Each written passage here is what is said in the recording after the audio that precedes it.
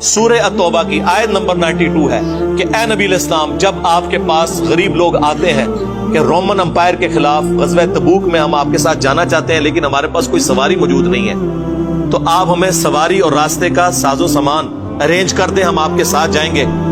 اور آپ کہتے ہیں میں کوئی چیز ایسی نہیں پاتا کہ تمہاری مدد کر سکوں۔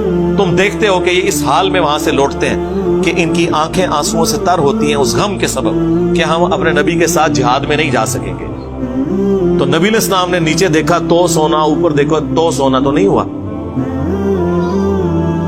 سورہ توبہ آیت نمبر 92 پارہ نمبر 10 کا آخری صفحہ جا کے پڑھ لیں۔ پھر اس پہ ہم کہتے ہیں کہ اگر نبی علیہ السلام کا یہ سٹیٹس ہے تو بابت شیء کوئی نہیں۔ اس سے بھی بڑھ کر جامعہ ترمذی میں عثمان ابن عفان رضی اللہ تعالیٰ عنہ کو جو جنت کی بشارت ملی ہے